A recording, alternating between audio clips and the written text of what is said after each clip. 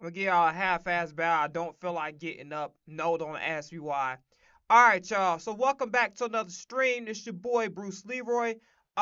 Before we get started with today's video, I want to make a quick announcement. First off, teaching everybody, I hope everybody has a happy and safe Thanksgiving tomorrow. Please be responsible. Don't do no dumb shit that's gonna put your life or one of your family members' life or somebody that you love in danger. Everybody, please be safe, be kind, be respectful to one another. Keep your hands and all weapons to your goddamn self. Please and thank you. Alright? Also, the reason why I owe you guys like a little mini apology. I couldn't stream yesterday. Well, I could have, but honestly, I needed to work out and I needed to be able to what you call it. I need to be able to have things in motion as far as like hold on, I'm losing my train of thought. I'm goofy as hell. Oh yeah. So honestly, I needed to work out. I needed that day to myself. I should have streamed, but honestly, I'll be honest with you, I didn't stream because I was if I just went. So I do want to work out, make sure I get time to do that. I woke this morning. Before so for those that are new here, all right, follow me on all social media: Twitter, Instagram, I am Bruce Leroy. TikTok is Bruce Leroy BIH, and also follow me here on Twitch at is Bruce Leroy BIH. All right, I'm going back to I'm sorry, I'm Bruce Leroy BIH. Oh no, that's Bruce Leroy BIH. Today's was very weird. I all around, like, no one, I had this boy, and this whole other guy over freaking bullshit. Bro, I can't even afford him. Also, nothing that recently happened. Y'all gotta be nice to, like, I don't know why y'all think, y'all could act too and tell me, bro. Y'all basically got me, bro. Listen, y'all I'm in a different place, so instead of you dealing with, 9 to 5, y'all motherfuckers be respectful. I don't know why y'all think there's some uniform that you can act any kind of way you want. This is a big ass lie. You better know why, because bro, give you stupid ass bitch. So that means this. You don't wait just like the other 10 mother or 12 motherfuckers need to get served. So you calm your shit down. We're not walking around you. You know fucking goofy you look. No person making noise, calls, or something. There's 11 other people waiting right beside you, patient, respectful. You might want to fucking follow suit. I ain't gonna lie, this nigga, this motherfucker up here cracking his knuckles. And straight like, Joe, how many like right before you about to get into a fight, shit, motherfucker cracking his knuckles and like, straight. Is this motherfucker really upset because whatever the case may be, I'm not arguing on his time? Bitch, that's your motherfucking problem. My job is not to cater to your fucking time clock. I'm not on your payroll, you stupid asshole. So this motherfucker staring at me. Finally, one of my coworkers ended up taking his order. This nigga staring me down. So I just was cordial, kept it refreshed up like, yo, how you doing, sir? Really, that's my way of saying stop fucking staring at me, bro.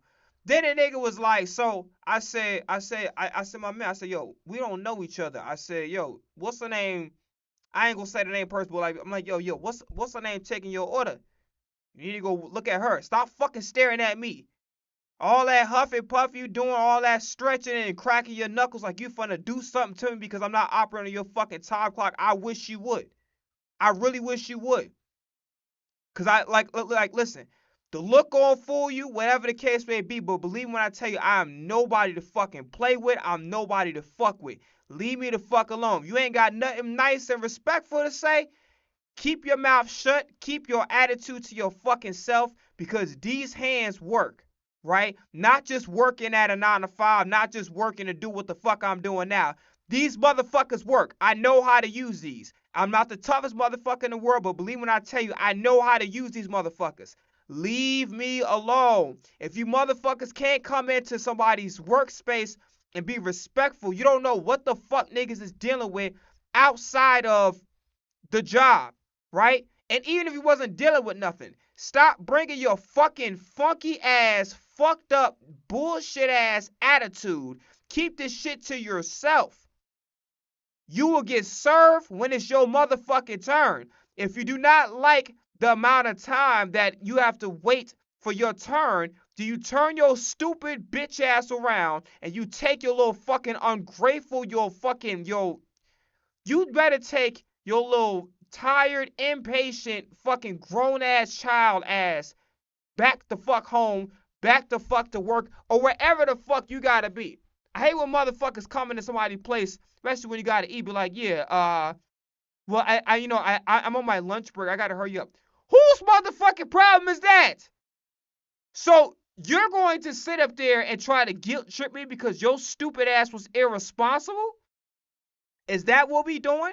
So because your stupid motherfucking ass was irresponsible in how you managed your motherfucking time with your motherfucking job, with your motherfucking lunch break, you want to sit up here and blame me for it or try to be hurt. No, the fuck I'm not. You think I'm going to sit up there and trip over something, fall, goddamn cut myself till I'm bleeding, cut a finger off like I'm about to refilm another Saw and shit. You got me all the way fucked up. That is your motherfucking time. That is your motherfucking grown ass responsibility to make sure that you manage your time better. That is not my responsibility. Now, granted, you want to try to move efficiently, especially when there's people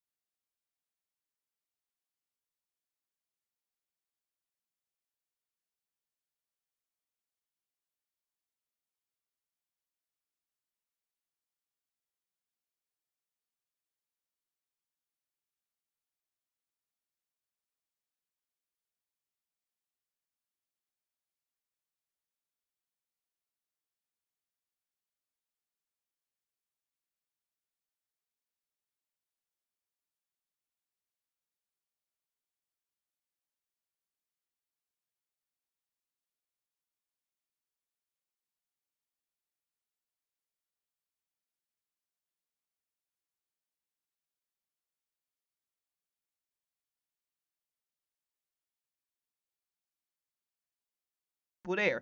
But if you think I'm gonna fucking kill myself to do it, you got another thing. Now listen, life is hard. Life is extremely difficult. I quickly found out that the internet does not give a fuck about anybody, especially as a man. They do not give a fuck about your issues and what you're going through. By the way, I would also like to add, say, Men's Mental Health Month or whatever. It is the biggest load of bullshit I've ever heard in my fucking life. Let me tell y'all something. This is the honest to God's truth. As a man, you have no motherfucking value. Now, granted, if you happen to be handsome, pause, then hey, kudos to you. And you happen to be able to work your handsomeness and it ends up giving you opportunity just because you're handsome, fantastic. But 99.99.99999999% of the motherfucking time, if you do not create value for yourself as a man, you have no value. Motherfuckers don't get. Here's the reality situation. I'm gonna take it even a step further. The movie Titanic fucked up a whole lifetime. Fucked up a whole generation of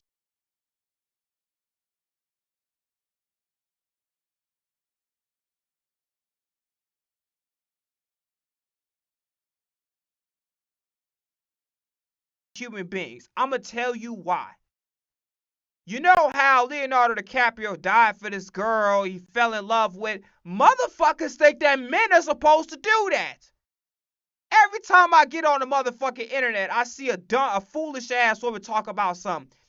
I miss when men used to go to war and build houses. What happened? Motherfucker, you have to go to school for it too. If you want a fucking house built so bad, bitch, why don't you do this shit your fucking self? So shut the fuck up. And also, here's another thing too. How the hell you gonna tell any individual, any adult individual with any goddamn common sense what to be or what not to be? You gotta have training to build a house. Granted, as a man, you should know how to be able to, be handy with a tool or two, just in case a problem arises. That's very important. Okay, so it helps to be handy. Like at the very least, know how to fix a bike, know how to change a tire, stuff like that. Like know how to cook for yourself, right? And that's like bare minimum shit. Know how to cook for yourself. Know how to wash your own clothes properly. You dig what I'm saying? Like at the on a service level, you should be able to do that, right?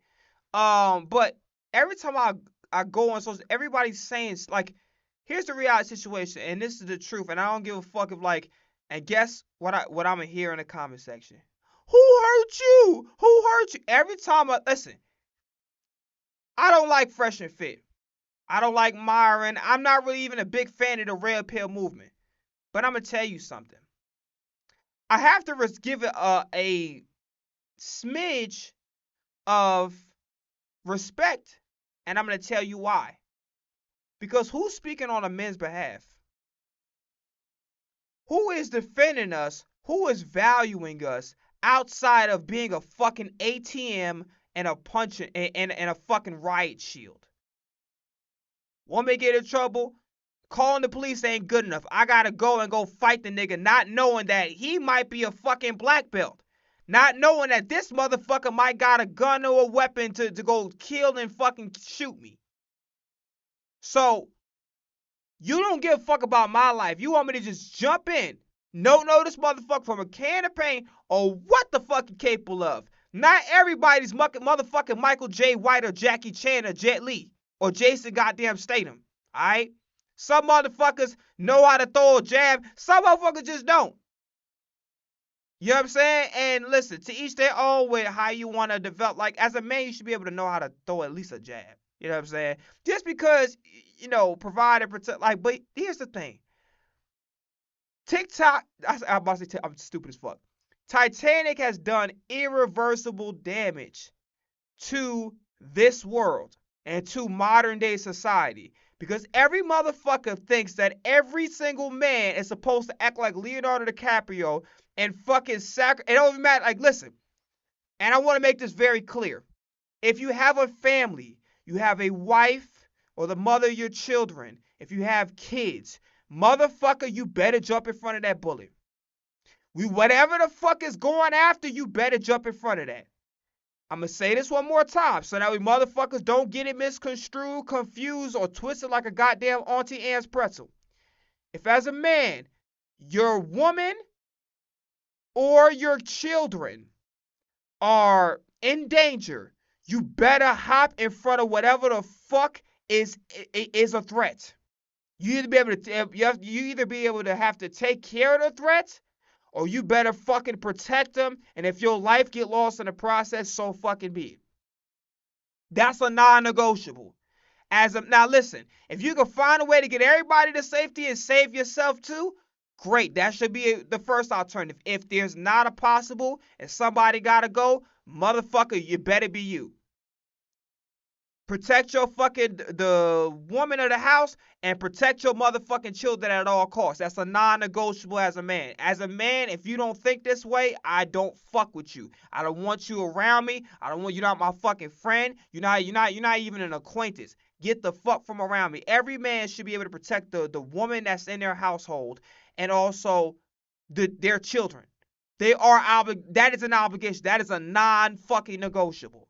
If you don't think so, you're not a. And by the way, protecting doesn't always necessarily mean to jump in front of something. But if the situation happens and it's like, okay, we ain't getting out of this motherfucker, you better be the one to sacrifice your life and you save your and if it requires your life to save your goddamn children or the mother of your children or your wife, whatever the case it be, you better do it. There's no negotiating that. But here's the thing. As a man, my responsibility is not to fucking see every single woman that's in danger and go fucking hop in like I'm fucking Batman and shit. That is not my job. That is not my responsibility. That is not my motherfucking obligation. By the way, regardless of how you feel about it, if I decide to call the police, that is a way of protecting you. That is doing something about it. And, like, listen, not motherfuckers ain't Blake Man, nigga. Well, we made a fucking egg whisker or a goddamn blender and turned that motherfucker into a weapon. We not Blake Man in this bitch. We not gonna sit up there, take the motherfucking shower curtains off, put it on a cape, and goddamn put some holes in a fucking sleeping mask for to disguise our identity as a superhero. This is real life, motherfucker. And in real life, we got bills to pay. Like, men should enjoy their life too. Men shouldn't have to be a fucking ATM all the time. And men should not have to be a fucking riot shield. And that is the honest to God's truth. And I'm sorry to get deep on y'all, but there's some shit on my mind. I had to get this off my chest. You know what I'm saying? I'm so cold. I ain't cold no more, motherfucker. I'm heating up in this bitch. Don't touch the stove, motherfucker. You like playing with fire? But yeah, but I gotta keep it all the way 1,000. Men are ATMs, so that means we have to pay for any and everything, and we're fucking riot shields. And the red pill is like, yo, we're more than that. We deserve to live our life. We deserve to enjoy our life. We deserve peace. So everybody say, oh, value men's mental health. I tell you, I value men's mental health. Stop fucking asking them for fucking money 1,000 motherfucking times, all right? Stop trying to act like we supposed to be fucking Superman and Blake Man and go out in the fucking streets to save any and everybody. Pray to Jesus. Jesus is the Lord and Savior, not me. I can't do nothing. I'm a mere mortal man. Jesus is everybody's superhero. You know what I'm saying? Whether you choose to, like, I respect everybody's religion, okay? I'm not trying to push nobody, whatever. I believe, you know what I'm saying? I'm a flawed human being. Clearly, the beginning of this whole stream shows it. But at the end of the day, that's the man you turn to. Don't turn to me. I listen. Don't even listen. Pretend you're a kid. Matter of fact, I'm about to say some wild shit, and like, I'm not on that type of timing, but what I was about to say, but about to come off wrong. But pretend like it's a fucking news scene. You don't want to see this shit. Pretend it's like a motherfucker you watching what's the name and a goddamn uh whatever. I'm about to say some dumb shit. Oh god. Never mind. Let me shut the fuck up. On that point. Bottom line is this: TikTok, I keep saying fucking Titanic has done irreversible damage to fucking society, and there's no going back from it. Men deserve peace, and I'ma tell you another way that men's mental health could be valued. Give us fucking peace. Stop thinking about your motherfucking self 24 goddamn 7. I'm supposed to take care of you. I'm not your motherfucking daddy. I'm supposed okay, we gotta say this shit one more time for the motherfuckers in the back who can't hear. I'm supposed to take care of you as your man. I'm not your motherfucking daddy. I'm not gonna burp you and shit. If you're mad and you don't say nothing, I'm not here to read your motherfucking mind. If you're cold and you don't say, hey, listen, it's a little cold, that you turn the heat up, or can I have your jacket, whatever, or I need a cover, I can't read your motherfucking mind. Now, granted, there's some times where it's like, there's some situations where you shouldn't have to be told. It should be some shit that you already pick up on. You understand what I'm saying? So, in that case, it's like, yo, there's certain shit that you should just automatically know off rip, right? You know what I'm saying? Like, I'll put it to you like this.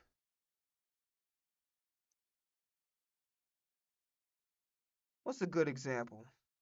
I'm trying to think of a good example here. Uh,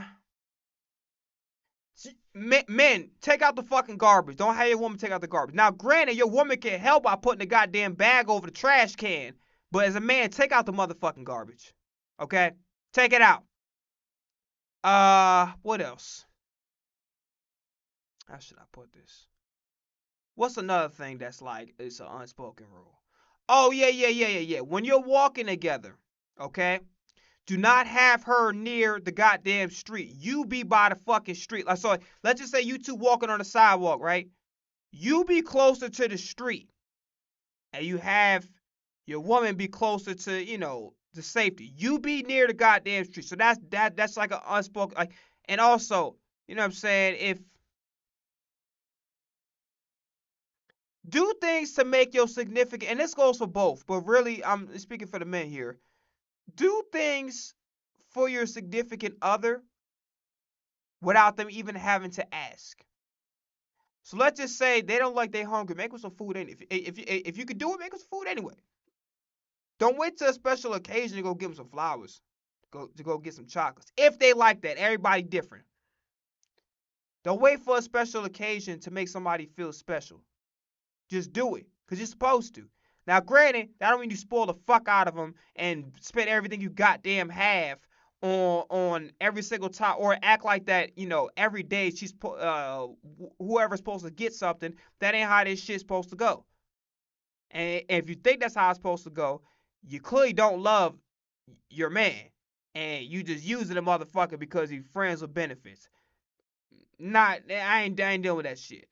But here's the thing, women, something's wrong. Don't say nothing's wrong. I'm okay. I'm okay. You see my smile? I'm okay. No, something's clearly wrong. Cause you like, bruh, say what the fuck it is. You hungry? I'm hungry. Can you make me something to eat? Can you buy me some food? I'm cold. Can I get a cover? I get your jacket. Talk. You wanna know what's fucked up about this world? And after that, we're gonna move on to some Eagles talk. You realize a lot of world conflicts and a lot of conflicts that we engage in certain people and a lot of beefs literally could be avoided by simply fucking communicating. Hey, on that statement you made, were you dissing me? Oh no, that I wasn't dissing you. I was talking about blah blah blah. Oh, where's the fire? Put the extinguisher away. Put the bucket of water. Hey, drain the rest of that bucket of water now. Situation over with. Move the fuck on. Everybody happy. Everybody go home. Nobody's going to jail. Nobody's dying. Because guess what? You asked me a direct question. Hey, that statement you made, was that directed towards me? Oh no, not at all. Where's the fire? Fire! Where's the fire? None. So what I started to realize, especially working in customer service and things of that nature, people are fucking terrible communicators. I'll give you another case in point of example. When motherfuckers be waiting to get served, right? You know what I'm going to do? Granted, as it's coming from an introvert, I don't portray myself. I don't portray myself as that no more because I'm an entertainer and this is how I want to portray myself. This is my brand. But they be like, so instead of saying, "Oh, excuse me, can anybody help me?" They'll fucking sit there. They'll just stand there they'll just fucking stand there looking for eye contact. If nobody is in the immediate vicinity, you know what I'm going to ask? Excuse me, is there anybody available to help me? Because I want to place an order. You know most motherfuckers will sit up there with that goofy ass smile, looking like fucking morons. I'm like, yo, if there's nobody in your general vicinity, like I can understand if you saw me, but even then you should say something. You should say like, hey, listen, could you help me real quick? And just say that. So that way you're communicating. But I realize motherfuckers are bad communicators. They fucking suck. And a lot of them like to blame, well, I'm kind of an introvert. No, you're kind of a piece of shit. No, you're kind of a fucking moron. You're kind of a goofy. You're kind of that. A lot of people like to blame the introverts. A lot of people like to use the fucking introverts and shit as a fucking crutch. Let me tell you something right now. There's a famous saying. This is how this goes. Closed mouths do not get fed. I'm gonna say this one more motherfucking time, cause we all like to eat, right? Closed mouths do not get fed. If you don't say what's up, I have no way of knowing when something is going right or when it's going wrong. So at the place I work at, motherfuckers, instead of just saying, hey, excuse, can anybody help me? Or if I'm in contact with somebody and they don't automatically off rip say, oh, hi, how, if they don't automatically fucking say off rip, hey, how can I help you? I would say, listen, hey, sir, hey, ma'am, could you take my order? Just to ask. Because the possibility, maybe they may be up front, but maybe they ain't there for customer service. I ain't gonna hold you. You know what pissed me the fuck off? Cause I helped this goddamn lady. I ain't fucking have to. Because it was my shift was over. I'm trying to go fucking stream and shit. So she up there, instead of asking if I could help her, she fucking bombarded her way. You know what I could have done? And I would have been every right because it was time for me to fucking go anyway. Walk away from her ass. Or tell them that one of them can go fucking take her. Cause I'm done. And I didn't mind the helping, even though I wanted to fucking get out of there because there was too much bullshit that was happening today. Motherfuckers gotta go back to being good people again. A lot of you motherfuckers keep going to the end, they be like, Don't be too nice. Don't be too nice. Be nice, bitch! Be nice! When somebody offers you something, say thank you! When somebody holds the door for you, say thank you, bitch! Don't fucking sit up there and say, "Oh, I didn't ask this. I didn't ask her to do that." It doesn't fucking matter. It don't fucking matter. When somebody hold the door for you, thank you. When you drop something and somebody picks it up, like, "Hey, ma'am, hey, sir, you forgot this, or I believe you dropped this. Thank you, thank you. Fucking say thank you, you fucking sons and daughters of bitches. Say thank you. That's the fucking problem with this world. You motherfuckers have sold your soul to fucking Apple products. You motherfuckers sold your soul to Windows. You motherfuckers sold your soul to Motorola, to Samsung, to all of these fucking electronics and products that you motherfuckers don't have a soul and don't have compassion. That's why shit is fucked up the way it is. Cause you niggas have no motherfucking compassion. You're not nice people. You bitches is assholes. And then you want to sit up there and use the excuse, "Well, I'm really going through a lot, so just..." No! I'm going to tell you a fact of life. The motherfucker that go out their way to make everybody smile, laugh, and fun, and happy, and always walk around with something like the brightest spirit, they're probably going through hell on earth. They're probably going through hell on earth. They're too busy making sure everybody else is all right. That nobody asks them, is they okay? Don't give me that shit. I go by what you present me. So if you present yourself as a piece of fucking dog shit, then that's what the fuck you is. I don't give a fuck if he or she had a bad. Don't worry about it. I'm not. But guess what? I will know in the back of my mind that this motherfucker's a piece of fucking garbage. Now, if the person comes back later and somebody like, "Listen, I apologize for what I did," I might think a little bit like, you know what, it's cool. Because most motherfuckers don't do that. So if I had a bad interaction with somebody, I'm like, "Listen, I owe you an apology. I didn't mean to speak to you in that manner." A lot of people are like, "Don't be too nice. People will take advantage of you." Well, let me tell you something right now. We need to go back to that shit. We need to go back to saying thank you. Hi, hello. How's your day going? How's your mental health? Just ask. Don't assume I'm okay, because I might not be. I might be one motherfucking bad interaction away from going fucking ballistic. You never know.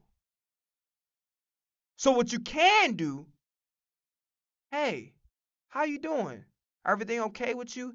Go back to being fucking nice. Go back to being kind. Go back to being generous. Go back to compassion. We're losing the fucking recipes.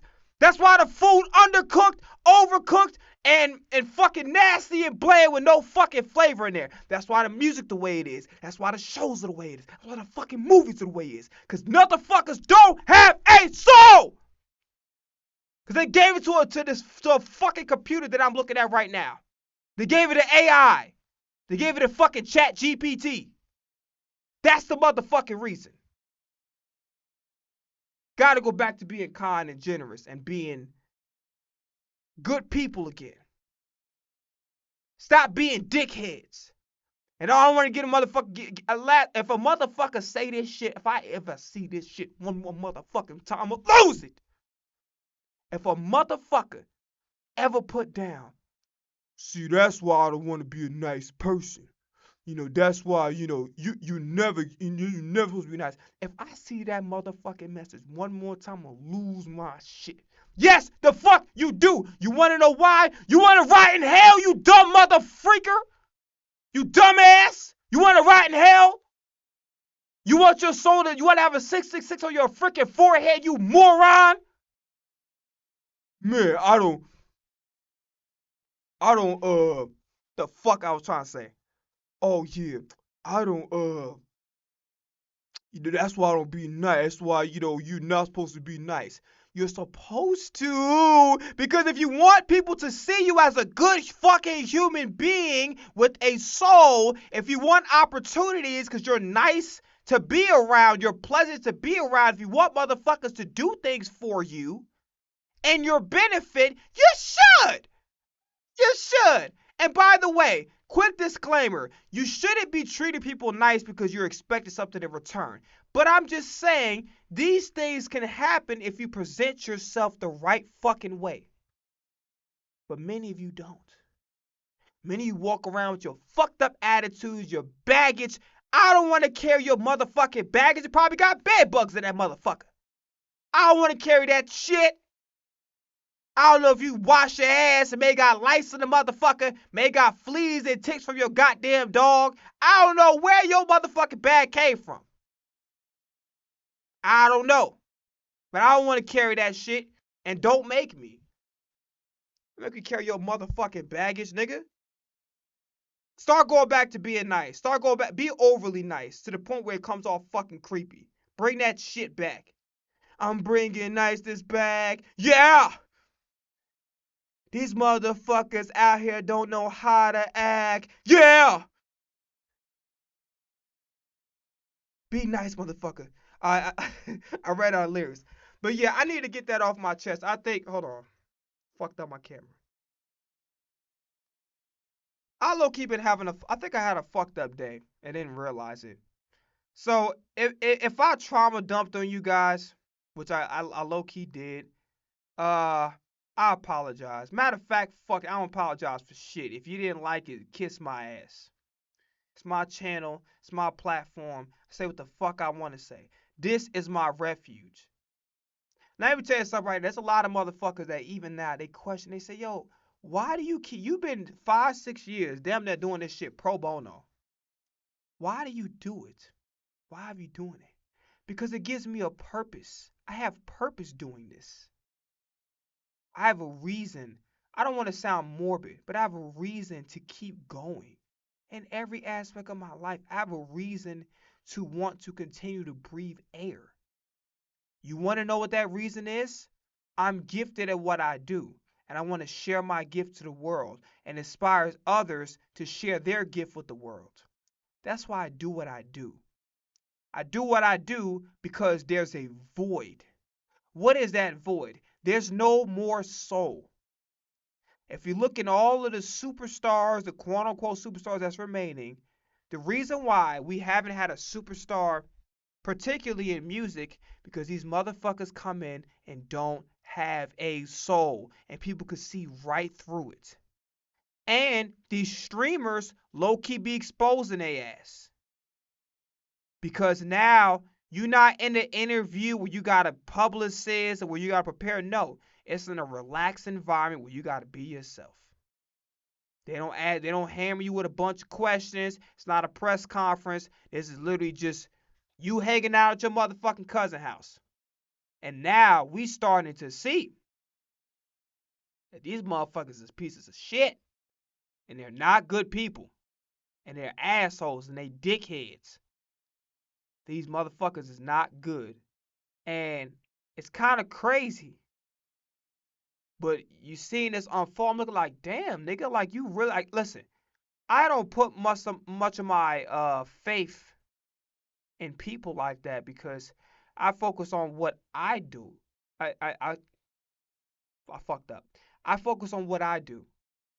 So if I'm doing the right thing, if I'm doing what I need to do, if I'm doing what I'm supposed to do, that's all that matters. I rely on me. And it's not to say it comes off a little selfish, but I keep it real. I depend on what I do. I don't depend on what anybody else does. Because what anybody else does, it doesn't fucking matter to me. It genuinely doesn't. If I'm doing the right thing, if I am working towards going away from my vices, working hard, being the person that I feel like there's a void. There's a void in soul. There's a bunch of soulless human beings. There's a bunch of fucking headless ghosts walking around. And it's coming out in the music. That's why the music sounds like shit. That's why the music sounds like hot fucking dog water. That is the reason. Because you motherfuckers have put your, like, you motherfuckers have sold your soul. And not this old Illuminati. I took an oath. I had to step on some fucking hot coals and participate in a goddamn Scientology cult. I'm not talking about that. I'm talking about you put your soul into women that are highly promiscuous and don't give a fuck about you, outside of the fact that you have status that could potentially turn into some type of monetary gain for them, whether it be an expensive item or whether it be cold hard cash, whatever the case may be. You put your soul into the buildings, whether it be investments or the homes that you've purchased. You put your soul in the fucking cars you drive, which is going to depreciate over time anyway. You put your soul into people praising your name and have made yourselves God, even though you're anything but. And truly thank the Lord Jesus Christ that you're not God and that you're not Him and you're nowhere near Him, because your attitude and your morality freaking stinks. Trash. So thank God that you're not God, because we're already in trouble now. If you was God, we'd all be in hell. And that's facts for your ass. Now let's end things on a more brighter note, because it is Thanksgiving. There's a lot to be thankful for. And if you find out to be thankful for, just remember this. God woke you up this morning. God gave you another chance to repent and turn to Him. God has blessed you to be able to walk, to be able to talk, to be able to speak, to be able to reach things. God bless you with a job. God bless you with a house that you can lay down. I don't have to worry about this cold, because this, bro, my fingers was I was about to die. Coming up in here trying to stretch, I was about to die. My fingers was froze off. I bought some cheap ass gloves because I was trying to hurry up and whatever. And I don't want to spend like a crazy amount of money. I almost froze my motherfucking fingers off. My fingers almost froze off. Straight up. No cap. So, ladies and gents, please, please, please, please, please be kind and rewind. Nah, I'm joking. But yeah, just be kind and respectful. It goes a long way. Okay? It truly does. Be nice to each other. Be respectful to each other. Don't, how should I put this? Go back to being nice. If you gotta be overly fucking nice, do it. We're done talking. We're done with the serious note. Let's whoever's in here, whoever's not in here, doesn't matter. I'm still gonna do my duty regardless. But always thank God that your parents are still alive too. That's nothing. Especially if you got good parents, thank God they're still there. Thank God you have somebody to go to. You have friends. You have people that love you and will do anything for you. Even if you don't have no friends, you got family. And if you have no family, you have no friends, you got the Lord.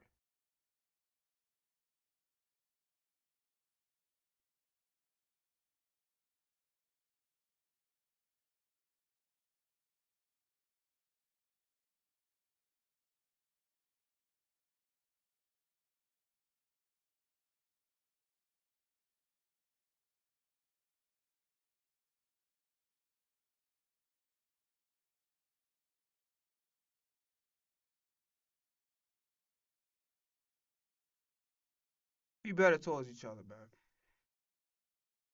Be better towards each other. That's it. That's all I gotta say. Then they're about to cry. Fuck. Let's actually get to some more fun. Some more fun shit, man. Let's not try to be depressed all the time.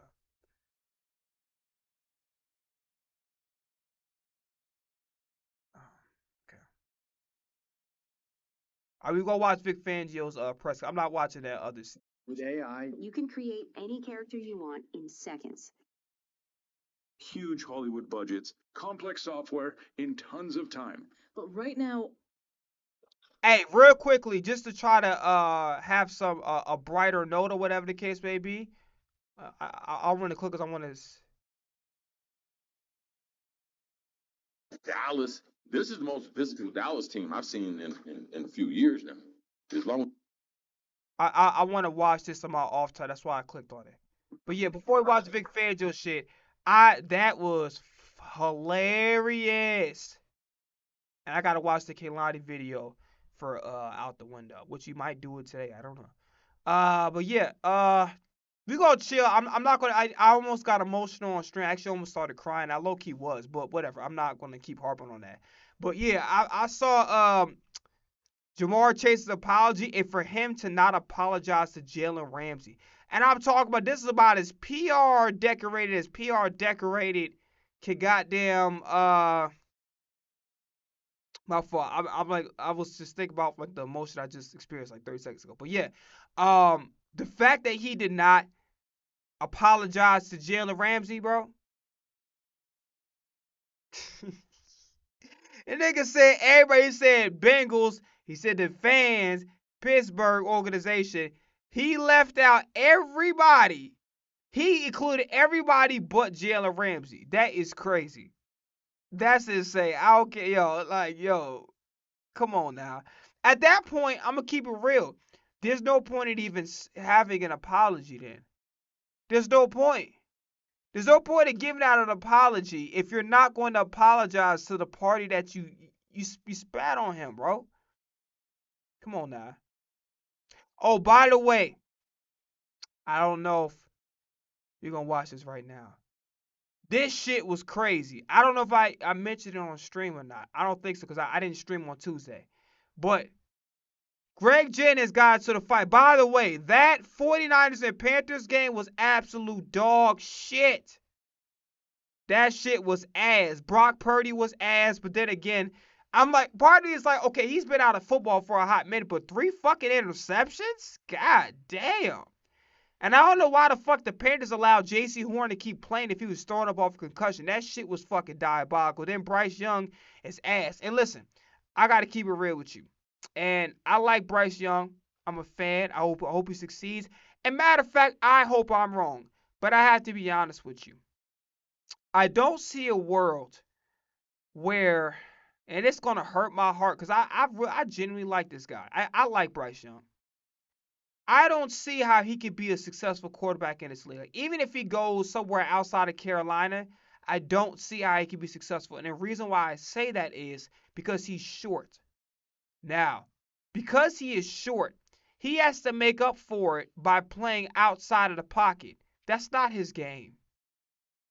It's not his game. So, because he's not the most mobile, he's not a type of guy, from what I've seen, and I could be wrong, but for what I've seen, not a type of guy that's going to create plays out of the pocket.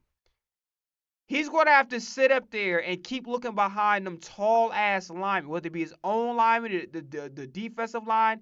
He got to look for the tall ass line. So that's going to be hard for him to be able to make reads down the field. So I'm hoping I'm wrong because I like Bryce Young. I think he's talented. I think he's much better than what the situation gives. I think the Carolina Panthers are a shit show of an organization.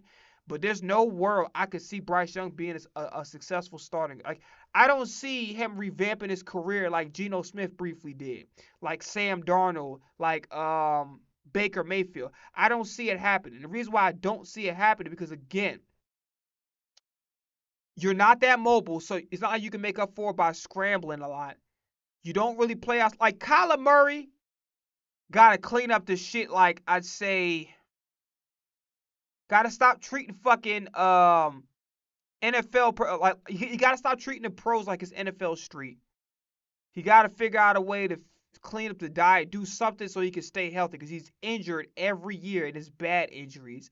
And when he gets healthy and going off to his next team, because I think his tenure in Arizona is over with, he's going to have to develop some leadership qualities. And I think the first thing to do is to lead by example. Now, the irony is I'm wearing an Oklahoma jacket, but bottom line is this. I'm an Indiana alum. I'm a Hoosier alum.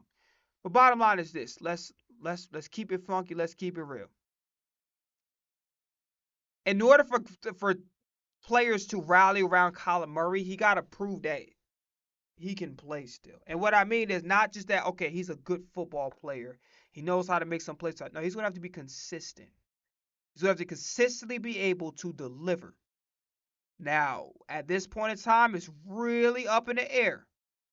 But he has to consistently deliver as a quarterback. And right now, as of now, I'm not entirely sure if he can do that. Now, and matter of fact, it was a clause in his contract, I think like a few years ago, that said that he got to start watching film. So you know shit was really bad behind the scenes. You got to put a fucking clause like that in your contract. Now this is alleged. I can't confirm it, but most likely, if you push that report around, there got to be some type of truth in there. Got to be some type of truth. But yeah, I want to show y'all real quick this Greg Jennings shit, cause this was fucking diabolical. So Greg Jennings got into it with this Carolina Panther. I don't know why I'm talking like fucking Trey. Yeah, so Greg Jennings, he ended up getting into a fight because he got punched in his nuts and then he had to go defend himself. And I think he's going to get a fine and a suspension, but hopefully he doesn't. I mean, we'll see. Oh, I got the wrong name. It's not Greg Jennings. It's Jawan Jennings. See that old age and CTE is creeping up again, but yeah, nonetheless, definitely found it. Jawan Jennings.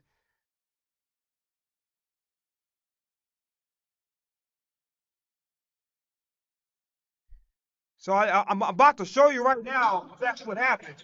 In his first game, let's take a look Oh shit! and see if Oh shit! Hold on, hold on, Joe. He actually hit her with the fucking club. As you can see, his hand was wrapped. That shit is That's diabolical work right there. they, that's Juwan Jennings kind of doubled over, may have gotten a punch down low, we're told. Took exception to it, and then at the end, You're gonna have to change your name to Whole Rig after that shit. got into it. I don't know if Eric said anything or who with offensive tackles are in there, and that is Trayvon Merritt, who gets that shot to the face from Juwan Jennings before these two teams leave the field. Yeah, obviously there's something that happened during the ball game or throughout the course of the game that Jawan Jennings is going to get fined, and I don't know why the fuck Jalen Ramsey got fined. So let me tell you how fucking stupid the Fortune 500 companies are. So as a man, I'm supposed to just let a motherfucker spit on me and do nothing about it. Okay. You may do that. Your motherfucking daddy and uncle would have did that. Not me, motherfucker. But here's the thing, Juwan, there's a part of me, there's a small part of me that's like, I'm talking like Trey. Yeah, there's a small part of me that really wish, but I don't know why I'm talking like Trey Aikman. But anyway, going back to what I was saying. There's a small part of me that's like, you know what, you probably could have got him back. Maybe during the game, maybe you could have played it off a little bit. But then again, I ain't gonna lie. You do some shit like that, you punch somebody in their nuts. You could do what fucking Michael Thomas and Derek Brown was doing. I think last year, a couple years ago. But you gotta find a way to get your goddamn get back. You really do. Gotta find a way to get your goddamn get back. All right, man. We on to let's see some. Go to Eagles press conferences.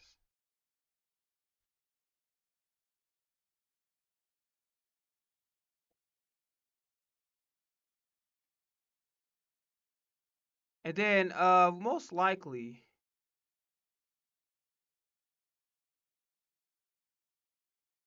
we need to get to a point where we start watching highlights on a regular basis again. I miss it. Best Buy has Black Friday deals on pets. Yeah, I have my speaker. Yeah, Deontay, what the hell, Bert? Oh yeah, real quickly. My Eagles recap that I had on Monday. Oh shit. I just realized we gotta go on. I gotta go back on my Twitch. Cause I gotta do the matter of fact, let's do this shit now because I'm gonna forget. God damn it. Fuck. Here, alright, come on, I'm prepared.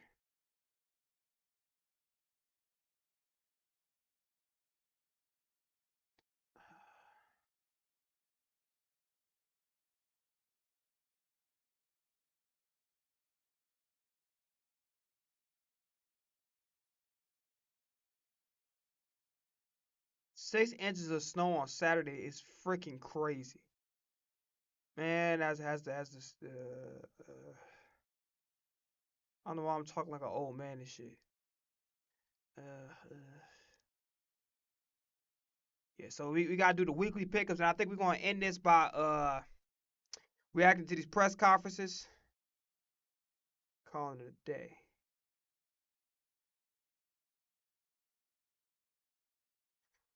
Boy, I did not expect to get as emotional as I did. That shit was crazy. I don't know what the hell. I just started off talking shit, and then all of a sudden, oh wait a minute. No, no.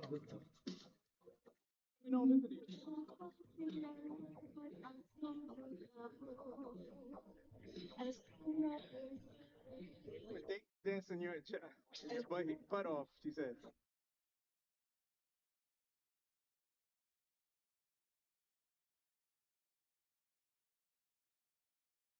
Feel like some niggas taking my swag, dog. Like some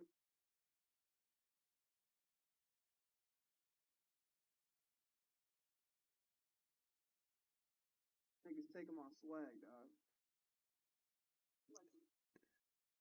Shit killing late as hell.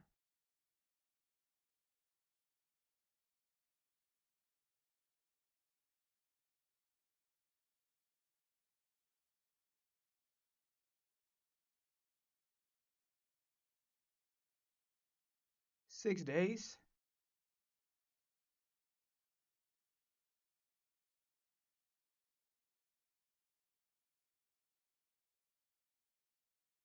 I'm wearing the same shit. Hey, what up, twin? What up, twin?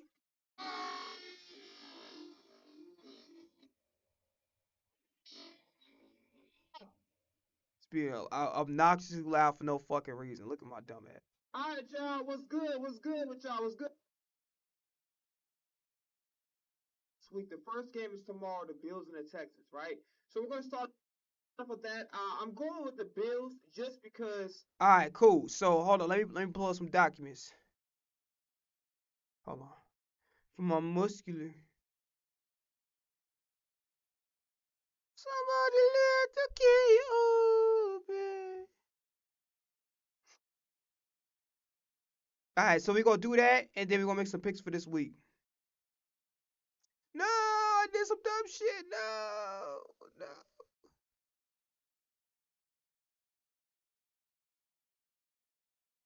I'll turn the screen back on in a second.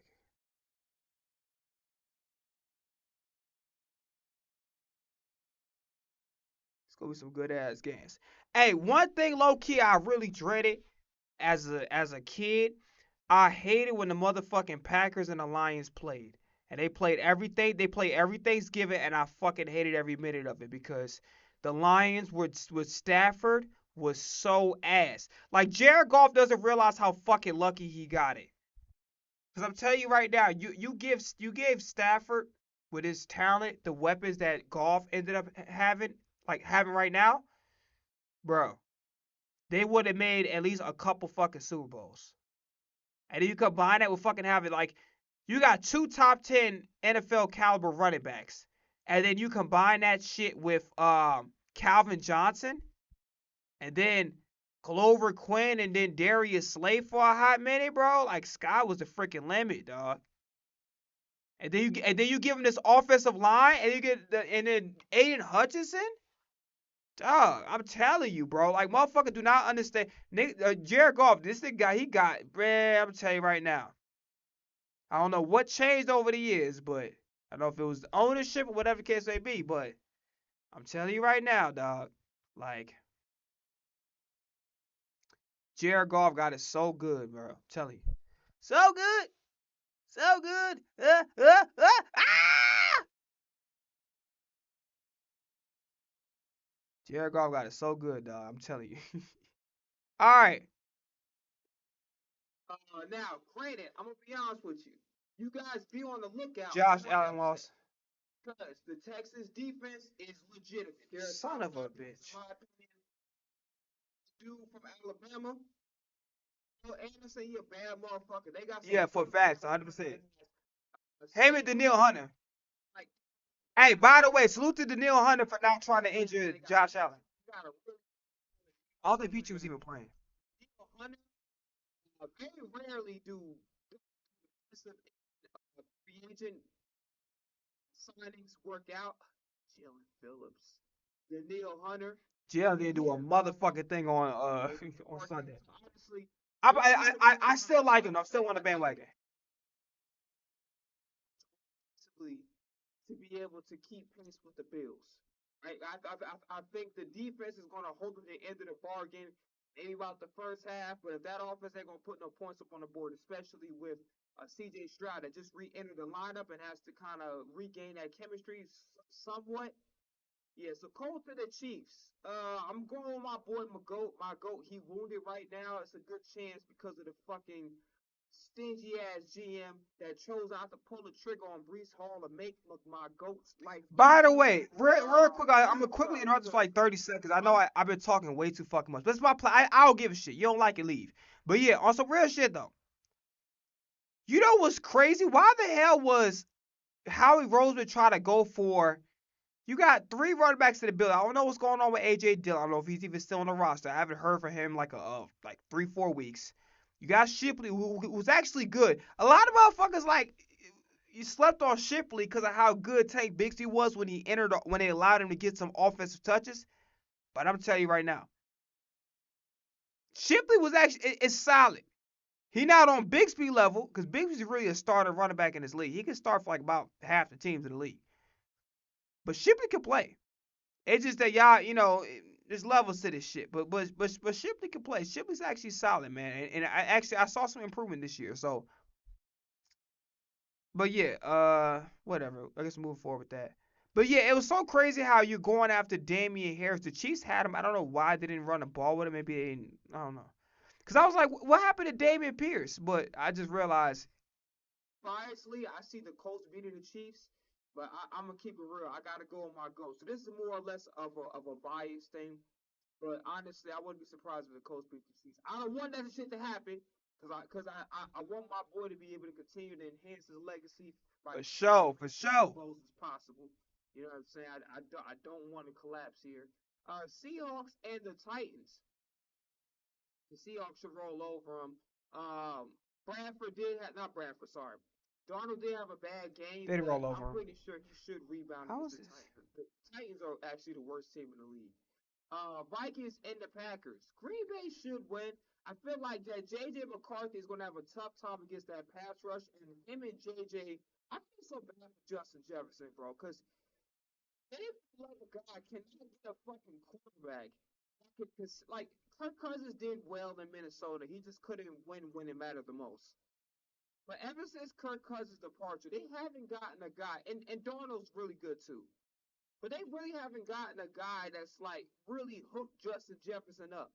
You know what I'm saying? Like Justin Jefferson, doing all this, route motherfuckers up, and they can't get a quarterback. Micah Parsons had a good game, so I owe an apology.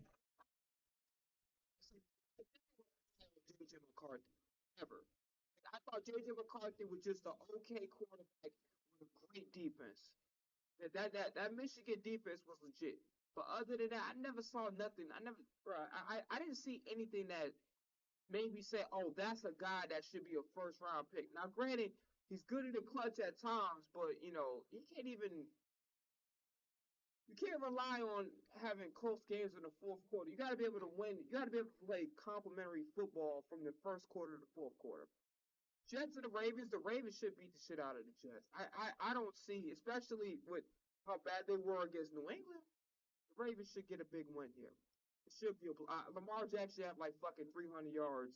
He should have a huge game. Giants and the Lions, I'm going Detroit. They definitely gonna be pissed off after that loss for sure. And Jackson Dart don't got no damn weapons. I think Jackson Dart gonna come back this week for the concussion. Hey, real quickly, So the I know Lions everybody want to get on Jalen Hurts, but what the fuck is up with Lamar, dog? Let's look at the last couple games to give y'all some perspective. I know he just came back. Miami played good, but what the fuck is going on, bro? 13 for 23, no touchdowns? What the fuck? Is everybody playing? Derrick Henry fell all the way the fuck off. Flowers. What the fuck is going? Everybody was playing. What the hell? What's going on, dog? Oh, they didn't have Rashard Bateman. But say no excuses, bro. You got Zay Flowers, dog. Like, what the fuck is going on? We gotta have a serious conversation about what's the name, because this nigga he not really. I'm not. I still like Lamar, but he gotta step it up, bro. Like, what is this? He's doing mid. 2 picks? Jesus Christ, dog.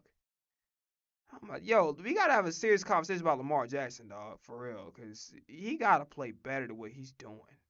Did Rashard Bateman play in that last game? I ain't gonna interrupt it no more after this. You gotta. Jesus Christ. This nigga sucks.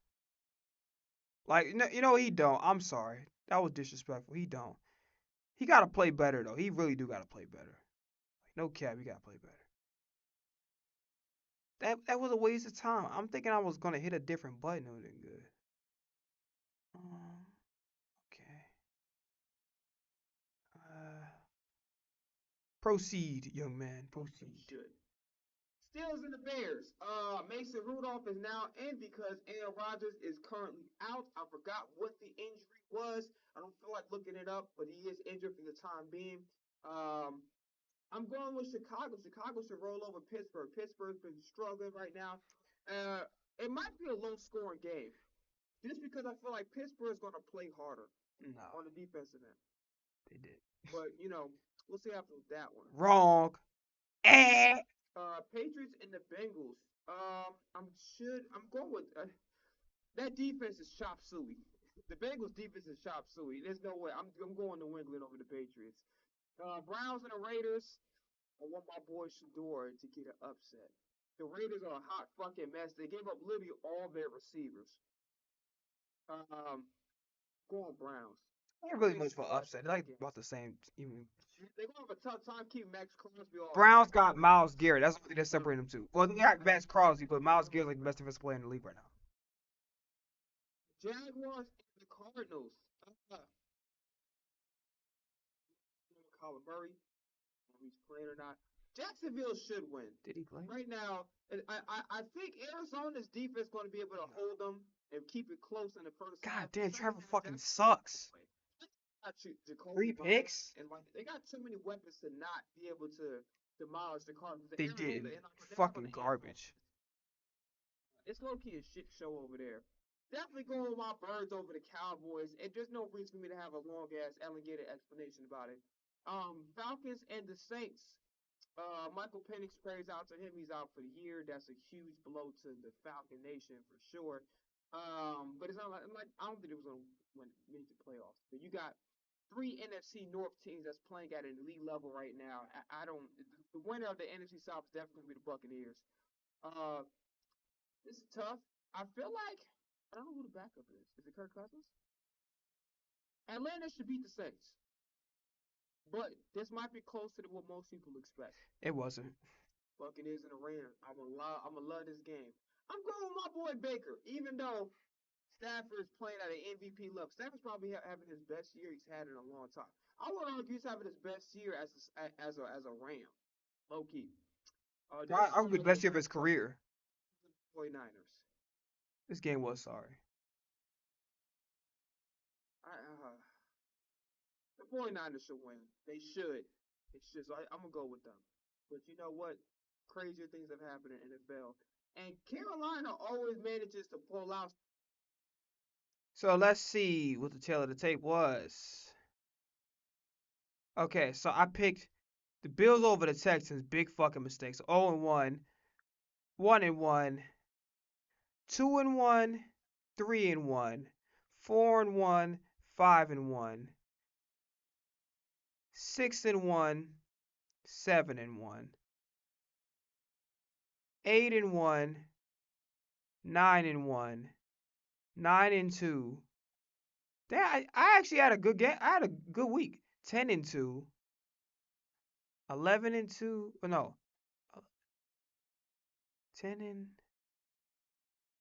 11-3.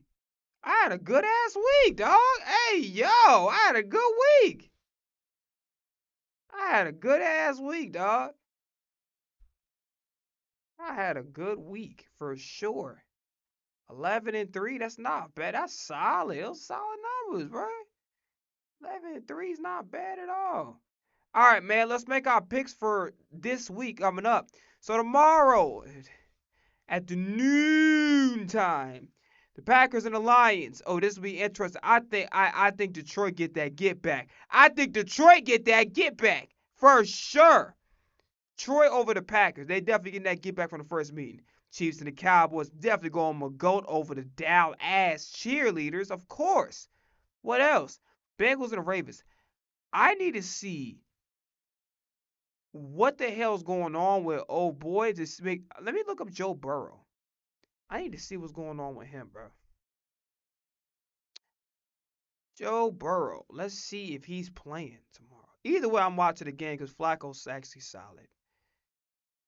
Oh, he's coming back.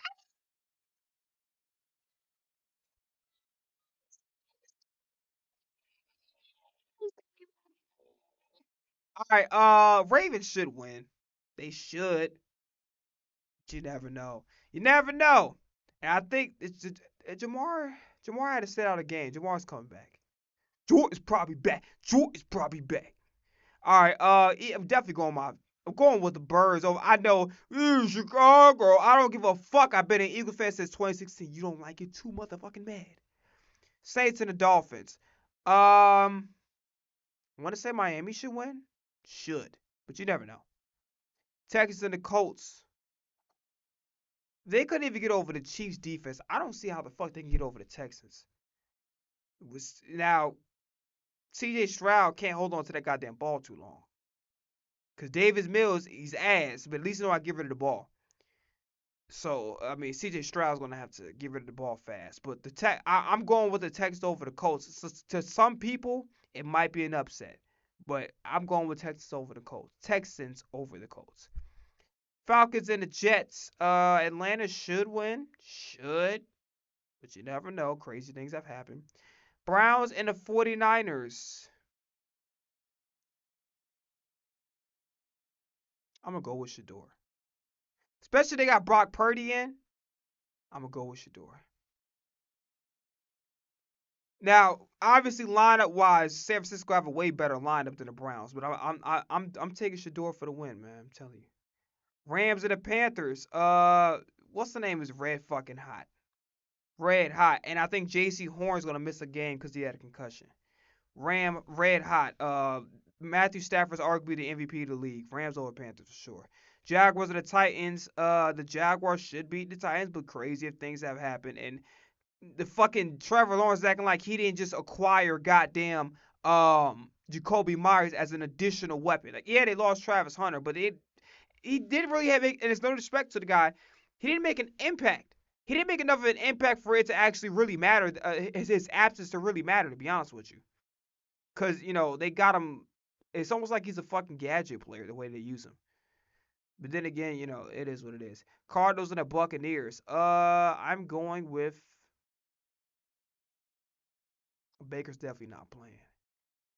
Arizona's defense is sneaky good. People really underestimate how good Arizona's defense is good. That's definitely not the problem with that team, is their defense. I'm going with Arizona over the Buccaneers. Bridgewater, I appreciate what you did for those young men while you was coaching, but as an NFL player, it's past your prime, big dog. These first lot of games gonna be ass. I'm definitely gonna be watching Shador. These first lot of games fucking suck. Suck. I'll be watching Shador. I'm not watching these other niggas, bro. Vikings over the Seahawks. This will be a good game. But I say Seattle. JJ McCarthy's not found a rhythm again, and him and JJ just not getting it. Seattle should win. It should be a blowout. Bills over the Steelers. The Bills should rebound. They should. Because I don't know what's going on with Aaron. They're going to try to push them to play this week, but the Bills should win. Should. Keyword should. Raiders and the Chargers. Chargers should beat the Raiders. Crazier things have happened. Oh, this Sunday night football game is gonna be dog shit. I'm not gonna lie, this will be the first Sunday night football game that I actually will miss. I'm not watching this shit. Fuck to the no. Fuck no. Um, I'm going Broncos. Broncos should blow the shit out the Commanders. I'm not watching this sorry ass piece of shit game. This game looks ass. Fuck no. Hell no. Hell no. Um, Monday night football. Giants and the Patriots. Patriots should beat the hell out the Giants. We'll see. But, the Giants actually ended up having a fucking competitive game with Detroit, so that was the surprise within itself. All right, press conferences, and we're done.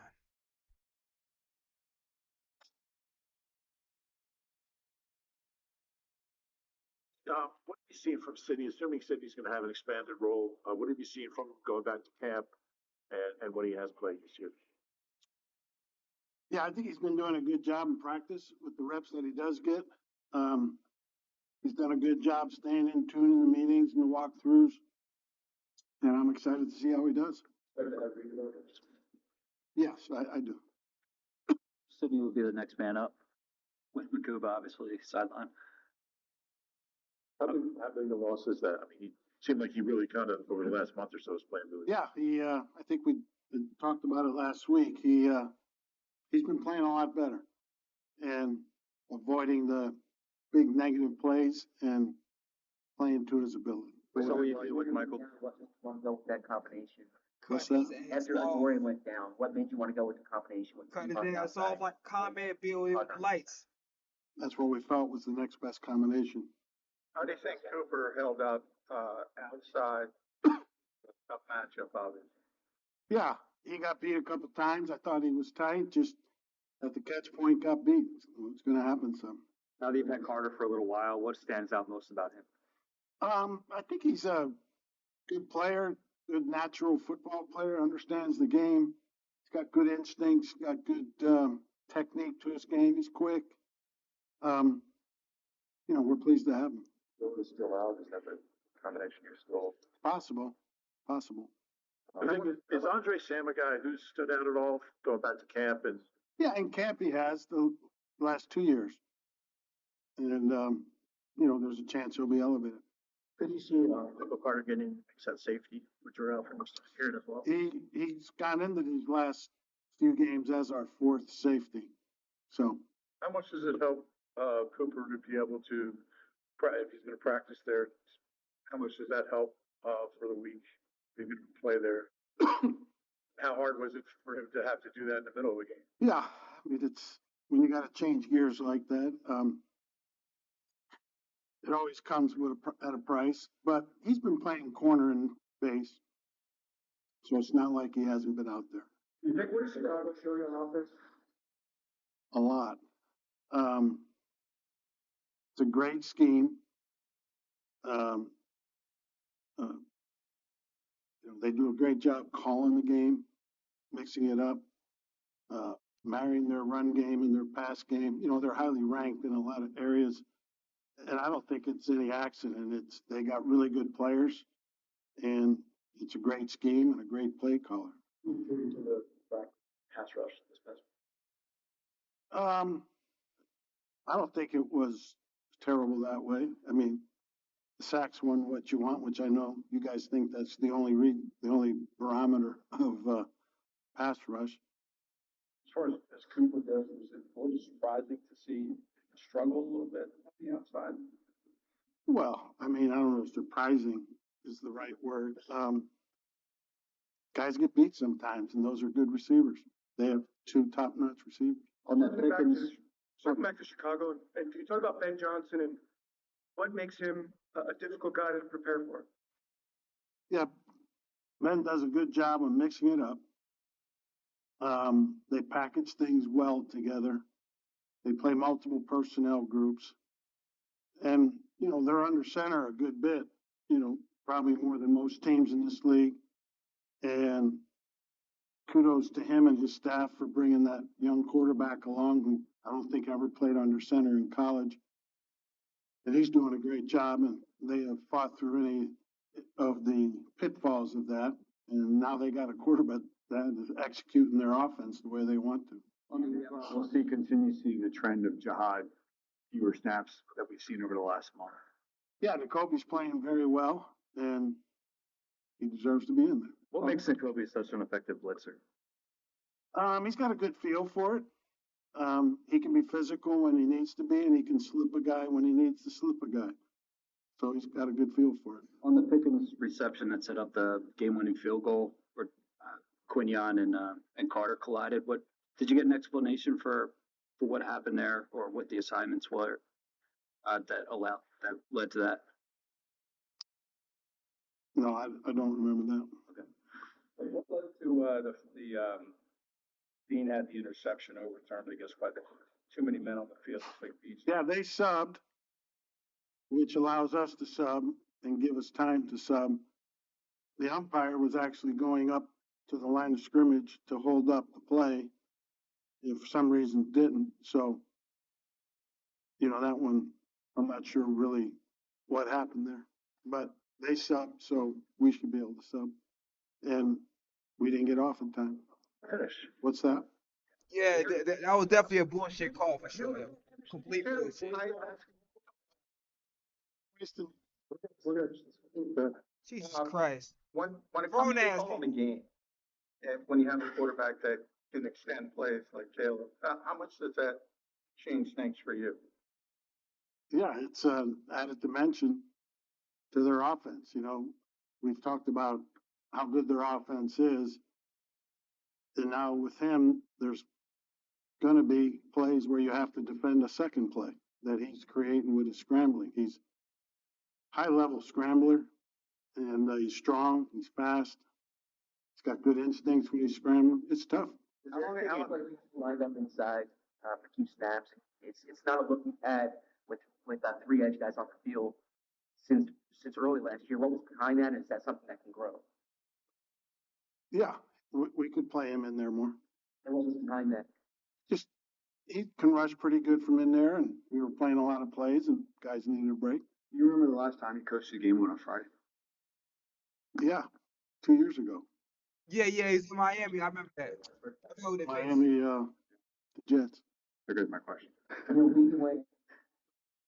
Prior to that, it was Something you guys know. 1982, Dunmore High School. Hey, bro should have goddamn prepared more. How the fuck you interview Fangio and don't remember that? Come on, dog. Come on now. That's what I was looking for. In a week when you're playing against an Look for your brain cells while you're at it. on the secondary and you're moving parts, and I guess on one practice, how do you navigate that? You have to go into the week knowing how good that 5 is going to be. Yeah, but I mean, you always have to be ready for adjustments. You saw it the other day. We lost a couple guys, and that game had gone in overtime. Carter probably playing safety, and Cooper back to nickel. Somebody, Keely had been a corner. Nick was saying the other day that kind of give those guys chances like during developmental periods, like of different scenarios they can play out if injuries happen. How helpful is that? I mean, obviously it's not the same as being in a real game, but do you think it kind of helps when they have to go in like they did against the Cowboys? Yeah, it's helpful. It's going against our own offense, so it's not going against the team we're getting ready to play. So there's not the carryover there, but at least they're out there executing calls against, an offense. Is there any similarities here between you just played the Lions, now you're getting the Bears, and obviously is there any similarities? There's some, but there definitely is some, but not as much as you think. You faced some other scrambling. What's that?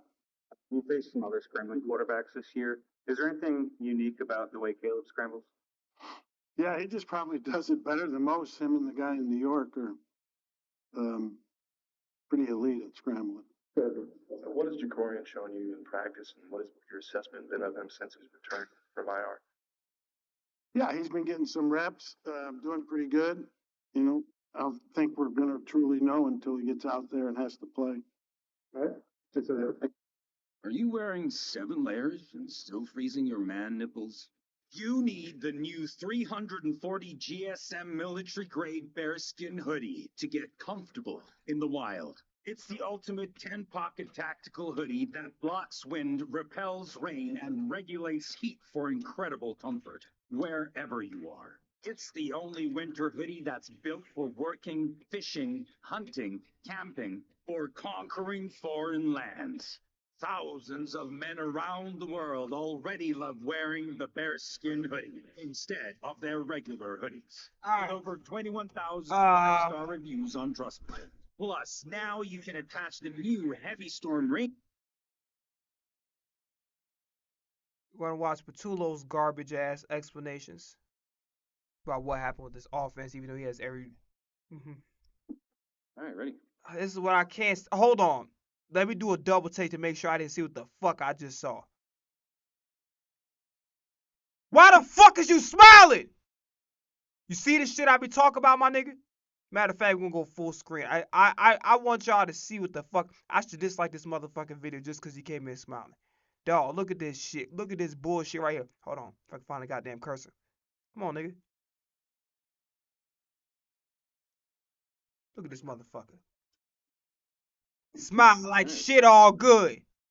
Smiling like shit all good. You got a top 3 tight end. You got supposed to be the best offensive line in the league. You got the best 1-2 wide receiver combo in the NFL. You got some great wide receiver depth in Jahan Dotson. You got my boy Darius Cooper who up and coming. And you're in the 30th in passing attempts. And you just had a collapse off 21-0, losing against our most hated rival. And you come in a fucking press conference smiling. What the fuck is there to smile about? Is it somebody's birthday? Is you think about the fucking turkey that you about to cook for tomorrow? What the fuck is you smiling about? That's what I want to know, Mr. Patullo. Mr. Potato Head. What is you smiling about? What is funny? Is football fun? It's supposed to be zero fun, sir. It ain't fun no more now, is it, boy? I swear to God. Stay coming and fucking laughing, knowing he's doing a dog shit job of having his football team played with. Hell wrong with this nigga, man. Lost his fucking mind.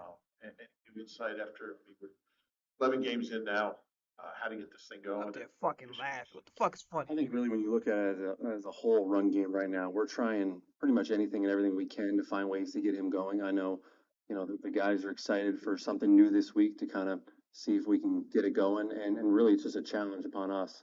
Right? When we go into the game, we have a certain plan, and if we have to adjust, we will.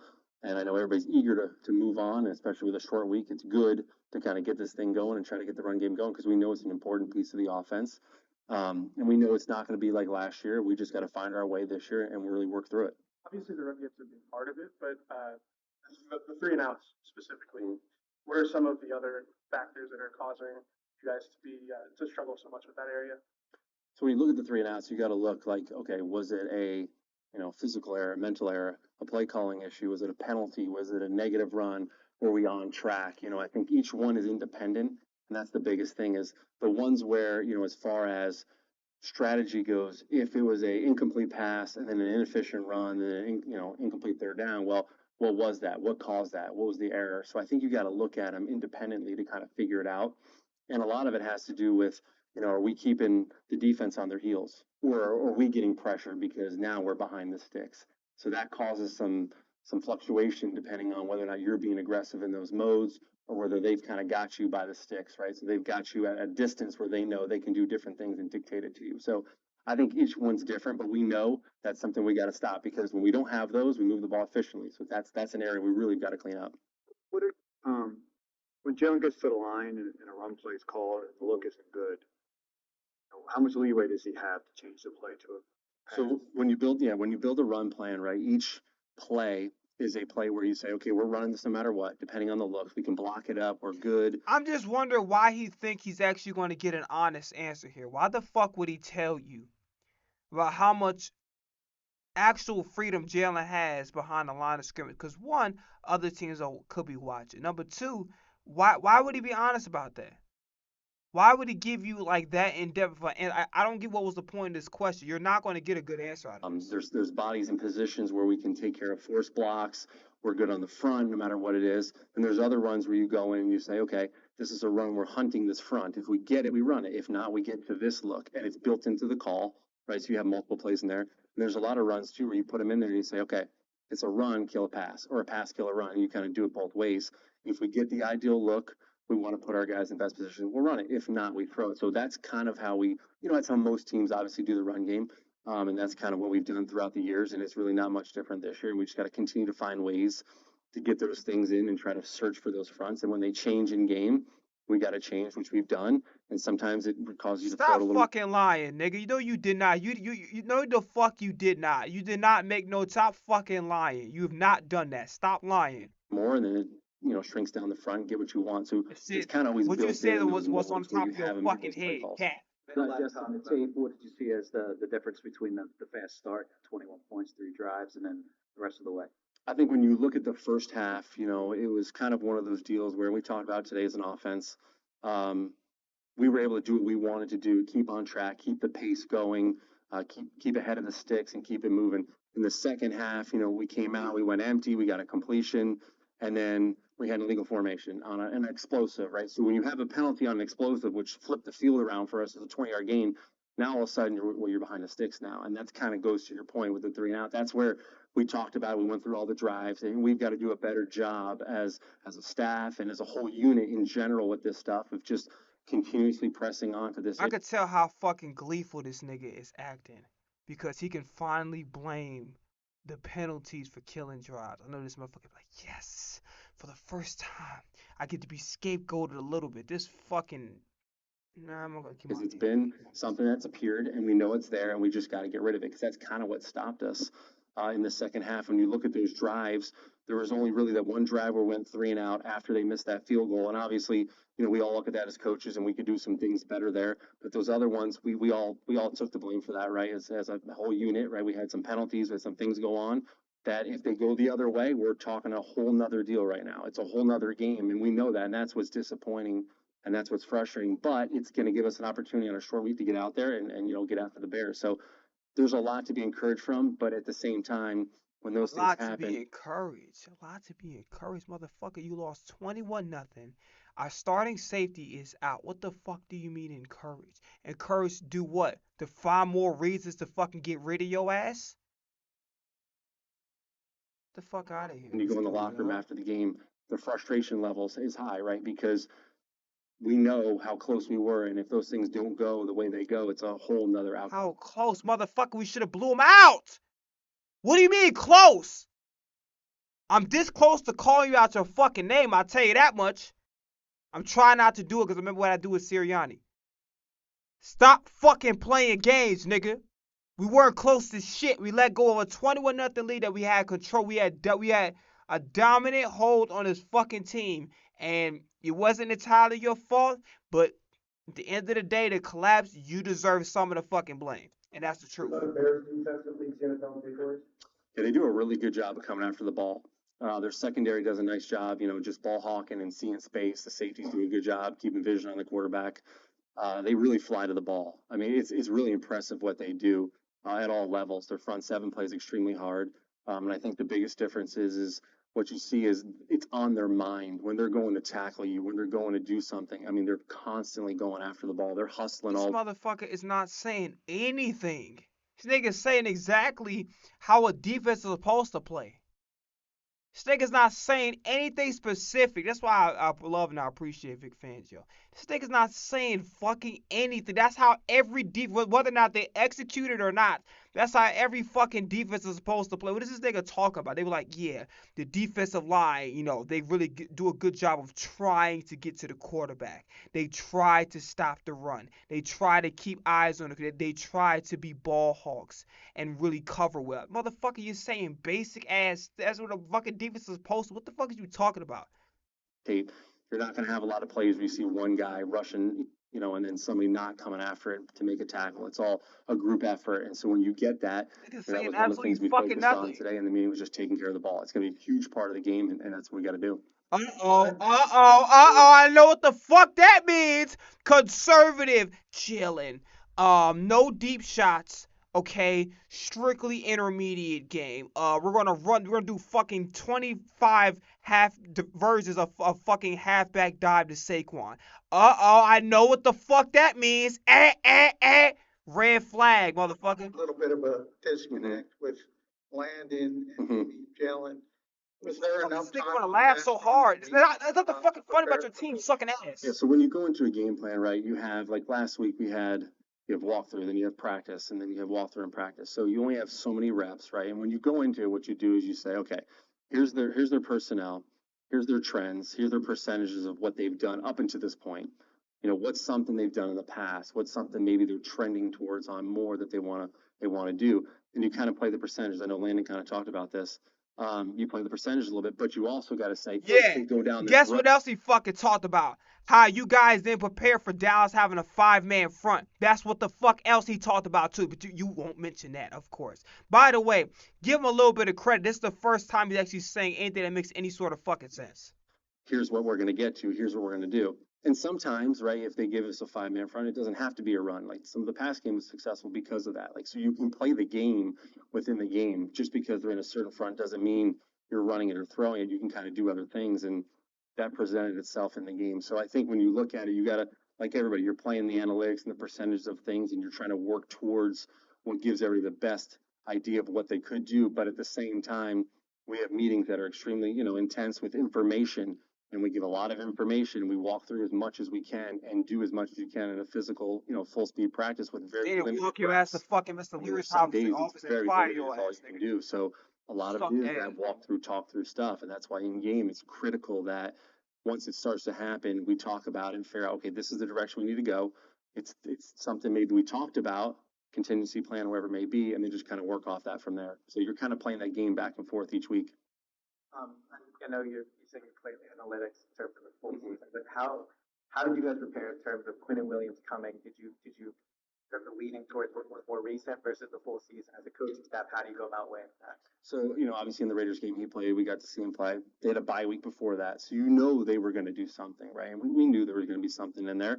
And it was, You it do was something talked about about. your One of those ass. things where, okay, we're the Eagles as well. We always get something a little different. So we're going to have to wait and see. And here it comes. And here's kind of the plan if these things start to go in place. And, there were certain things that we did that we wanted to do when we saw what we saw. And some of it was really successful. And so it's just a matter of just always piecing it together and working through certain plays. And some of those plays, unfortunately, were penalties that happened on plays that were what we were trying to accomplish versus that defense. And you just got to kind of have to go from there. The Cowboys played tendencies on that 3rd and 2 that Jalen got sacked. Your press man look like? Were you expecting something else there? No, I wouldn't say they broke any tendencies. I mean, when you look at a lot of teams, they have their kind of blueprint and pattern for what they want to do and show. And in that moment, we had a play that had answers versus multiple coverages, and unfortunately, it didn't work. And that's when you walk away from the game like that. You always know there's not one play that necessarily defines the game, but that's one of those plays that obviously all of us would love to change and have a different outcome. And that's where it's frustrating because everything that led up to that point, it comes down to that moment. But some of that other stuff, if it goes a different way, that moment doesn't count. So, it's frustrating when that kind of stuff happens. And ultimately, we just got to find a way to just, execute those in those spots. First half game compared to second half. As you look at it, what's the reason for that? It's funny because when you look at some of these games, we've had not these moments, right? I think it was Tampa, this one where we've had it, the Rams was kind of flipped around, and there's really not been one thing. This past one, obviously, you can look at it was the penalties. We've had these dry spells a little bit, whether it was running the ball, whatever it may be, but it hasn't been one specific thing, and I think that's where it's been a challenge for us to try to find. I'm gonna say something that I probably will get in trouble for. I don't give a fuck. This nigga act like a fucking woman, bro. This nigga act like a fucking woman in a relationship. No fucking accountability. None. I remember this goddamn meme where this nigga had a drawing, and it was like describing how a woman apologized. Like, I'm really sorry, but I'm really sorry, but I can't. I'm really sorry, but if it was, that's the way this nigga's talking. It's no fucking accountability from this guy. There's no like this everything. This motherfucker. I know why this nigga had a smile on his face because he could finally attribute to his fucking shortcomings. Part of the reason, because he's a part of the reason why we fucking sucked on Dallas and last Sunday. But the reality situation is, I knew this motherfucker was so happy. Like, I know this motherfucker was up there putting on the finest paws. They was putting on the nicest fucking cologne, sitting up there, be like, who we blame it on? Penalties. One more time, penalties. Was it my fault? Penalties. Did I mess up on play calling? Penalties. Was it penalties? This motherfucker was up there doing a fucking Scientology ritual, doing a whole goddamn chant by a fireplace. What can we change? What can we do? Because there's What certain can we do about areas your that ass and we you over feel this really fucking OC confident in. job? The Green Bay game was kind of a little funny in the first half, and in the second half, we knew we were getting the ball and we got to go. And we had 2 nice drives, and we kind of put it away. We've done a good job in the red zone, which is way different than last year. We weren't, obviously great in the red zone. So it hasn't been one specific thing, and that's where we got to kind of find our way and just say, okay, first half, second half, but what else can we build on? What else can we do from there? If it was one thing, I think it would obviously present itself a little bit easier to us. And the biggest thing is a lot of it comes down to right now is we have to just make sure those things that lead us into these 3 and outs or these negative yardage things or penalties, if we can clean that up and give us an opportunity to continue to go. And obviously, as coaches, we're looking for anything and everything to change schematically if we can in the second half to just get it going. Is there anything good about a quick turnaround from? Fucking done. Hurts press conference, we out. If this nigga giving How the same long did it old take bullshit for answers, your I'm done. dad to go from beer belly to get ripped again with Tai Chi? How old is your father? He is 56. Oh, perfect. How's it going?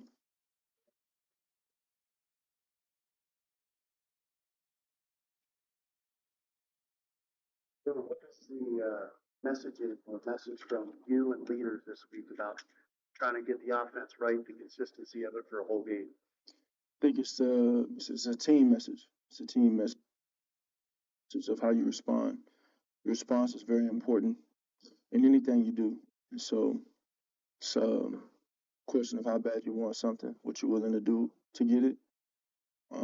Continue to come together to achieve the collective.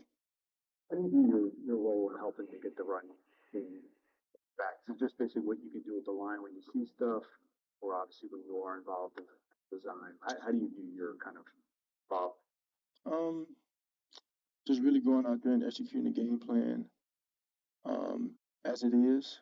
And all of this is a collaboration from a standpoint of all the communication we have, the talking amongst players, coaches, and just seeing things as they go. So as you go into a game, you've got different things that you can get and anticipate. Ultimately, it's going to fall down on the structure and identity that you have. So we've got to continue to fine tune some of those things so we can get them going. It's not a capability thing on all fronts. So we just got to keep pushing forward on it. And that's not just in the run game. That's in every aspect of our game. Jeff Byard, Gardner Johnson spent some time here. What are you seeing in their games now? The Bears. Well, they're playing great ball. I mean, Chauncey went over there and had an immediate impact, and Kevin he's been playing safety at a high level for a very long time. So they got a great defense. They complement their scheme well, and a really good defense. Really good defense. They've been very disruptive, so it's a great challenge for us. They really go after the ball. I think they lead the NFL in takeaways. You guys lead the NFL in not giving it up. Yeah. Do you do anything different when you're facing a team like that that's so intent on stripping the ball and getting picks and that kind of thing? No, you're going into it. It's good on good. Great defense, great mentality, great culture. It seems. Notice I didn't say great offense. So it's more about what you do, your fundamentals, your details, and really honing in on those things in a short week. So that's a great challenge for us. You have a lot of different play callers in your career. I'd imagine each one on game day has a different personality or things that differentiate them. You know, like Kevin for 3 months or whatever. Like, what have you learned about him on game day as a play caller? I don't want to get into the particulars of that. I mean, and I've had a lot of OCs. It's always been that changes. Yeah, Hurts do not like this motherfucker. That was all I needed to know. That nigga said a lot without saying a lot, yo. Cause listen, if he like him, you know what he's gonna say? Oh, he's a great leader. He's a great mentor. He's almost like he's a role model to all of us. Like, if he really liked Hurts do not fucking like Patullo, and I don't blame him because I don't like his ass either. Not personally, just as a play. Obviously, I ain't have nothing bad about like personal wise. It's nothing personal, but as a fucking play call, this nigga is ass. But he said a lot right here without saying a lot. You just gotta read between a lot, cause like I said, if he rock with him, yo, he's a great mentor. He's a great leader. He's very knowledgeable on the game. All this sort of shit would have came out in response. He said, man, I don't want to get into the particulars, bruh. An exciting thing to get to learn it. So it's been a challenge that I've embraced. So they've all definitely been different. But we've always found a way in the end. See, y'all gotta peep game. Early, everything, but how important is it to still be multi-dimensional? And then is there a balance between trying to like be that, but not, running games at work, being able to go back to passing and everything? What lens are we looking at? The overall general. I'm glad I watched this shit right here. He ain't playing. Snapping on motherfuckers. I think, there's a way of looking at that from a even bigger perspective throughout the season. We've come up here, we talked about a lot of different ways that we've won football games. And so I think what you're saying is important, obviously, to go into a game, find a flow, have an identity. But from a bigger point of view, nothing takes precedent over finding ways to win. And so that's the most important thing.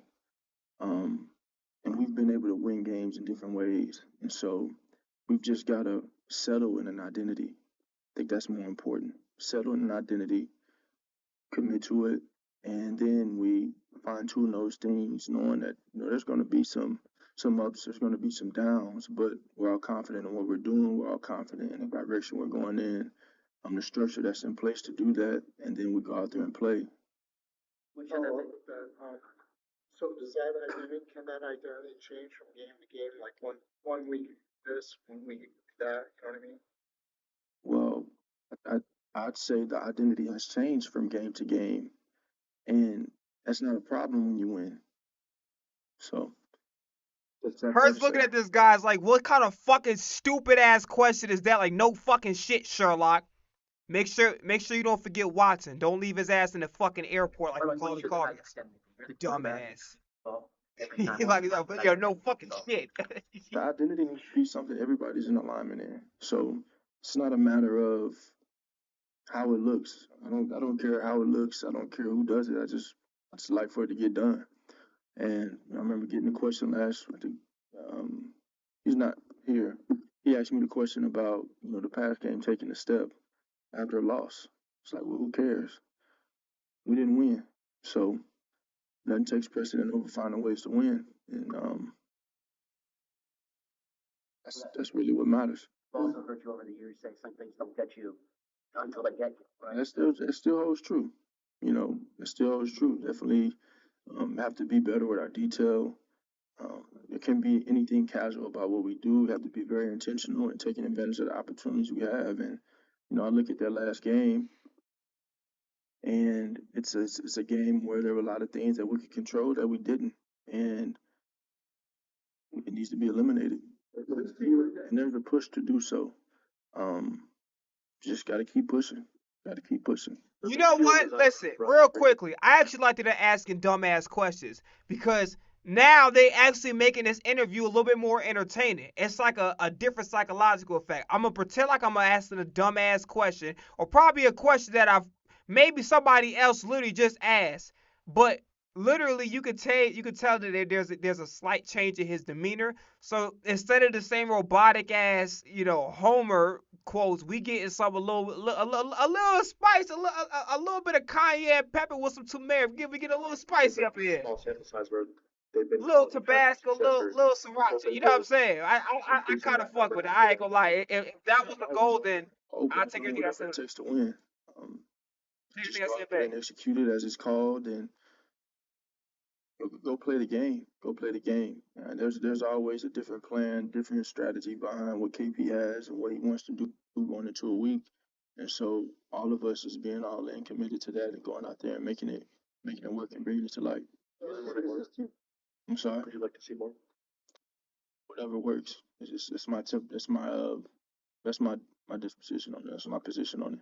Those negative plays that you were talking about, and the things that Nick says take no talent, they've been a little bit more consistent this year Yeah. than years prior.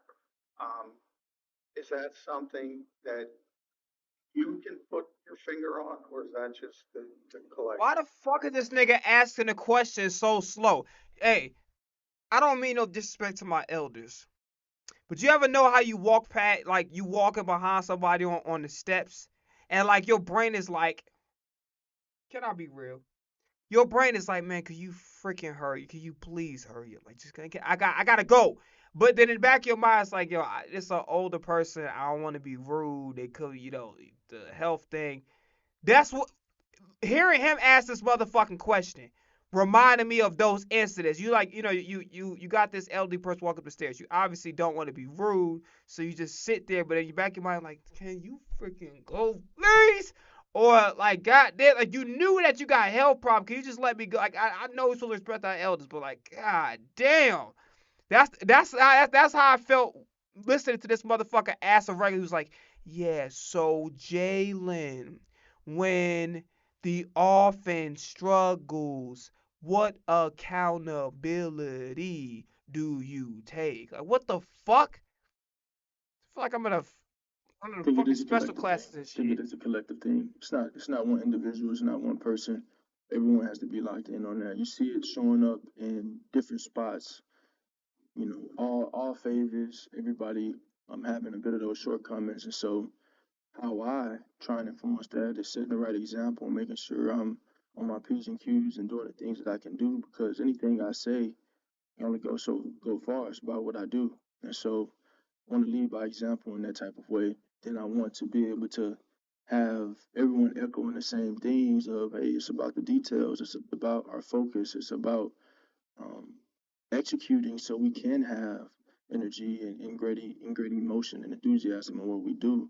And so, in a week like this, it's about preparing your best, learning from the last time we had a short week, and doubling down on that. Just gotta give more. Everything demands more, and so we all have to take that next step and raise our level of play, raise our level of focus, and um, continue to push forward. And it's the same thing I said this past weekend in Dallas.